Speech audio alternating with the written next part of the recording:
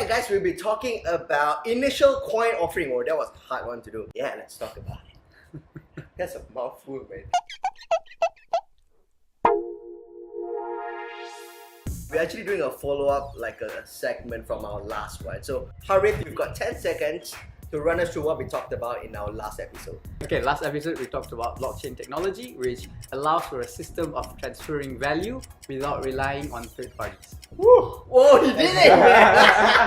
Well done, Harith. Alright, so to get into it, Harith, maybe you can help enlighten us about what initial coin offering is. Again, before I can talk about what ICOs are, I have to just go back one step to blockchain 2.0. Last week we talked mostly about Bitcoin and transferring of value, but there are newer cryptocurrencies that have been built using blockchain technology. The example that I like to always use is Ethereum, and that's my favorite, if I may say so. So who is an Ethereum? What?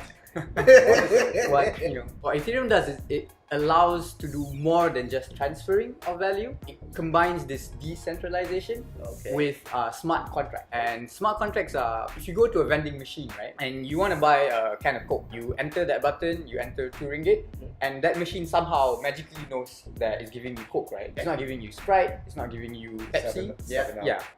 Fanta. Yeah, right. All whom are not sponsors of this video yet. So getting back to the topic. So these vending machines, how it works is there's a lot of conditional functions. Okay. So if you ever use Excel, you know this if function. If this, then that. Yes. Okay. So what a vending machine does, it checks that if you press Coke, then it selects Coke. If you give 5 ringgit, it takes 2 ringgit and gives you balance of 3 ringgit back. Right? So it's not some kind of magic. There's actually just pieces of code that checks for if or that. Okay. So what Ethereum does is it combines this with blockchain. With the decentralization of the Bitcoin. Okay. So you're saying that Bitcoins don't do that? Yeah, so Bitcoin, there's no smart code behind it. You just transfer, 10 Bitcoins from A to B. Okay. You can't say, okay, if Dexter is more than 21 years old, if he is, living in KL, if he's registered in some way, then give him this 10 Bitcoin. If not, reject and don't give him anything. Okay. So Bitcoin is actually very dumb piece of code. I'm saying that with the of cryptocurrency now. You're gonna get so much hate mail. Yeah. I'm gonna prepare myself. So can buy it. Ethereum can buy it. Well, I'm not gonna make any. I'm trying to put on my uncle tone here. Can buy it. I'm not gonna make any investment advice here. Do it at the. Do your own research is a general rule that I always use. Alright. You want to get away from the eyes of the prying eyes of the SC, right? You can't give investment advice here. Yeah. But then you're going to talk about ICOs, so... Well, so getting to it, right? So what Ethereum does, it allows you to do much more than just transferring value. You really sit and think about it, there are many functions of these smart contracts. The biggest use case is actually ICOs. So what it does is the contract checks all of these things automatically, and if you qualify, then you get the tokens that you're buying, and if you don't qualify, then you don't. I was involved with the HelloGold Foundation token sale last year. Comparing that to, for the sake of an example, this equity crowdfunding campaign that I also sort of tried to participate in last year, and I'm not going to mention any names, but the experience is very different, right? So I tried to go into that campaign, and I went to the website, and it said, the campaign is still open. Just transfer from your bank account to this bank account. So I tried to do that, and I transferred, and I thought it was fine. 2 days later, I get this email that says that, oh, sorry, by the time that you transferred, the whole thing was oversubscribed, and therefore you're not gonna get any place in the equity crowdfunding spot. So you were trying to invest in HelloGold? No. So the equity crowdfunding. So there is one company that I wanted to sort of participate in the ECF, but I could not. And that wasn't the end of the story, right? So I was like, okay, that sucks. The worst part of it was that they were gonna refund me. I was like, okay, I'm gonna wait for the refund, and I waited until I think a month. And then finally, my cash got returned back to my bank. I was expecting that it didn't come back. Compare that to what's an ICO, right? So there are many different versions, many different ways of how people do it. But for the sake of example, the HelloGold Foundation token sale, when you participate, there's a smart contract that checks whether you've done your KYC. What's a KYC? Know your customer. You put in your identification details so that the company or the project behind it can sort of know who you are. Not some random somewhere. Phantom person either. Yeah. So what it does is it checks whether your KYC status is it complete and other checks. If you don't fulfill the conditions, it gets rejected. Yeah. And your Ethereum gets refunded to you automatically. If it's okay, the tokens that are being sold get sent to you automatically.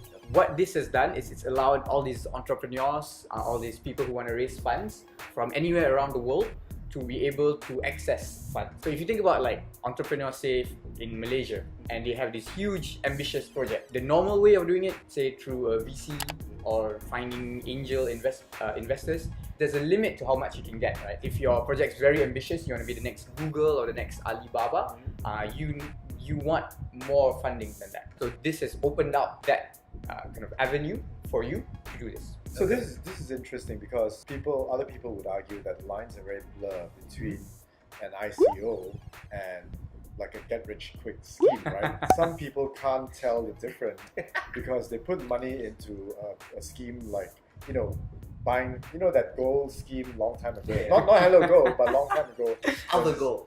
This other Yeah. Geneva or something. Well, yeah. So actually, that's a good point, right? So you see a lot of these ICOs out there right now, and to be frank, a lot of them are MLMs or essentially scams. There are also people who are raising funds for charities. So Yeah. that's actually really cool too. But I mean, the technology doesn't, technology is a technology, right? It gives you the option, the capability to do these things. Is there a kind of frenzy or bubble that's happening in ICO? Because I've read about this company who declared that they are not very good hedge fund managers and they don't know what they're going to invest in, and whatever they invest in next, they might lose money. And they raised about 50 million or something on ICO. Yeah. Brilliant.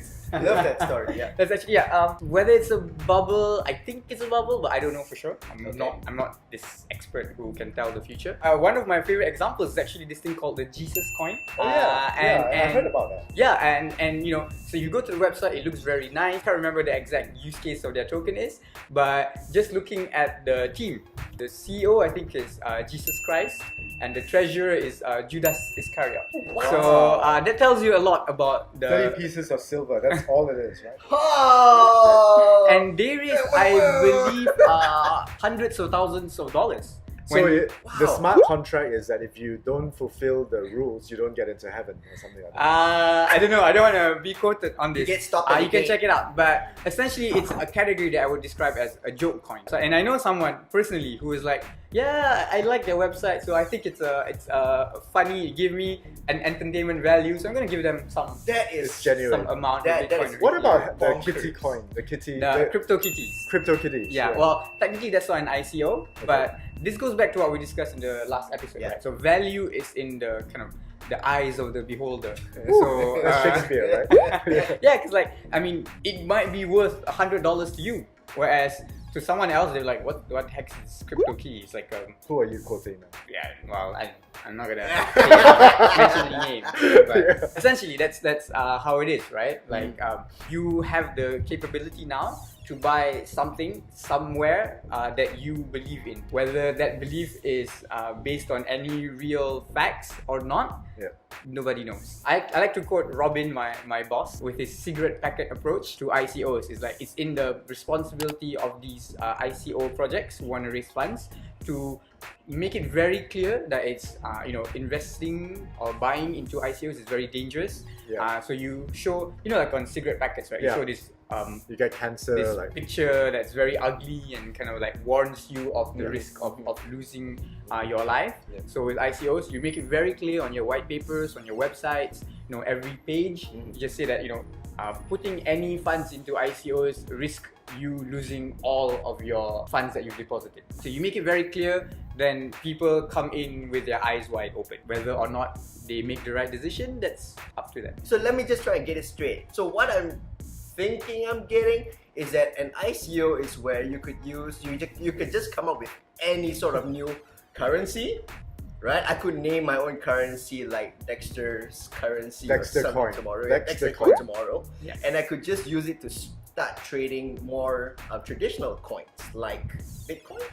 As long as anyone else is willing to accept your Okay, Dexter coin, as right? long as anyone is willing to accept. Yeah, and I guess shout out to Suraya from Ringgit or Ringgit. She wrote an article the other day using, I think, Waves. You can very easily create your own Dexter coin without being a technical person at all. Oh, that's yeah. sweet. Find the link and I'll share it with your listeners. You can buy some viewers Fanta too. grade with that. Whoever wants to receive Dexter coin, I think I like you, so I'll accept some. I'll buy about maybe 2. That's sweet. I'm only selling 3, so it's like just to cover all our bases and also our butts, just in case anyone comes up the rest. Our big brother, the SC, has actually come on to say that just be careful of what you're gonna do with these ICOs, but just be careful. That's what they say, right? Cautious. Yeah. Actually, very recently, I think the chairman, Tan Sri Ranjit, made a comment about a lot of these ICOs are coming to talk to the SC of their own free will to understand what is the... I like that though, because he said that he didn't approach them, they approached him. They approached him Yeah. like, hey. Yeah. big And brother. So, well, I think... so I mean that's a reflection that, you know, while there are a lot of bad, they get a lot of bad rap. Yeah. There's still some advantages Yes. to ICOs, for example. Like what you mentioned, different, the public at large can get a chance to invest in the next Google or Amazon or Alibaba. Yeah, what I understand has been happening is that it's very difficult for regulators, you know, anywhere around the world to create these sort of fixed rules on ICOs. Because they first have to do that for cryptocurrencies, right? And it's very rapidly advancing technology. Ethereum only started, I think, 3 or 4 years ago. So it's very hard because when you're a regulator, you have to set rules, and then you can't very easily change that, right? And you don't want to be in a situation where you set rules that are too restrictive, and therefore, you know, the technology, or at least the entrepreneurs or the people in the Malaysian economy gets kind of, they can't do a lot of things, and then they end up running away to other countries and they develop there. So you want the Malaysian kind of society or economy to benefit from this as well. To me, I think that we are coming to a point where, because of technology, if you want to make rules, you're kind of making rules for life itself. And that's almost impossible. Right? You can't really make rules on life. And tech is driving this kind of thing, right? Because we've never seen people just let out their houses as a hotel, right? Until Airbnb came along. By the way, that SC article was shared by one of our viewers, Lau Mei San, shout out. She's from the SC. I don't know, she could be. But She is. Oh, she is? Oh, sweet, Shout out to Mei San. and shout out to the big brothers. We love the SC, by the way. Thank you so much. Thank you so much for looking out for us. You're the best. And so that's all the time that we have today, guys. Very informative. I need like a couple of minutes to digest all of this stuff. Like I would probably need to re-look back the videos and stuff, but it's been very eye-opening, I would say. That there's so many things in the market right now that is offering so many different things. But I think as consumers, I think we just need to know how to pick and choose. What do we get into, right? To educate ourselves. Thank you all so much. Guys, check out Julian's website, verylongrun.com. verylongrun.com. Check out Harith. HelloGold Foundation, Twitter, Foundation HG. If you want someone to learn something out of it, share. If you like it, like. If you've got a question, just ask down in the comments and we'll try and put it in our next video. Other than that, I'll see you guys real soon. Bye. Don't forget to like and subscribe.